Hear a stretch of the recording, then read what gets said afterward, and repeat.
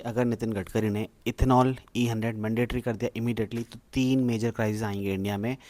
पहला immediately machinery failure, second food crisis and third water crisis. देखो सबसे पहली चीज़ जो है वही इमीडिएटली मशीनरी फेलियर। तो अभी जितने भी व्हीकल्स हैं इंडिया में वो मोस्टली E20 कंपैटिबल है।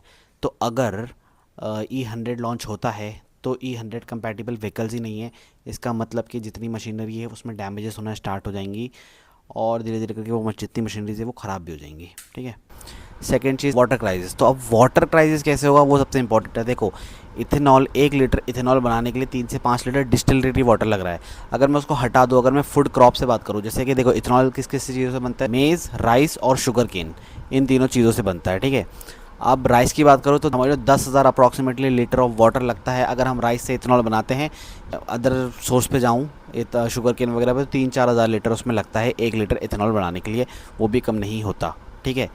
तो अगर मैं ओवरऑल इंडिया के पेट्रोल कंजम्पशन की बात करूँ ना तो भाई 153 million litres of petrol daily हम कंज्यूम करते हैं इन इंडिया। और उसको अगर इथेनॉल से रिप्लेस करना है तो कि इथेनॉल की कैलोरीफिक वैल्यू कम होती है, मतलब एनर्जी वो कम जनरेट करता है तो ज़्यादा इथेनॉल लगेगा गाड़ी को।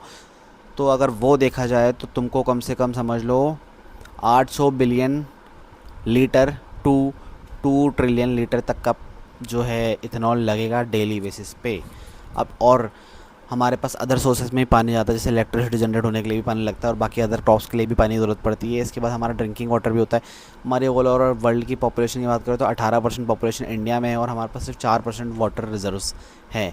तो अब तुम खुद सोचो कि वाटर क्राइसिस हो सकता है कि नहीं हो सकता, और ये एक क्रॉनिकल वाटर प्रॉब्लम बनेगा आगे जाके बहुत बड़ा। भाई अगर वीडियो अच्छी लगी ना तो मुझे फॉलो कर लो for more such amazing insight. Till then comment on your thoughts below and let's discuss.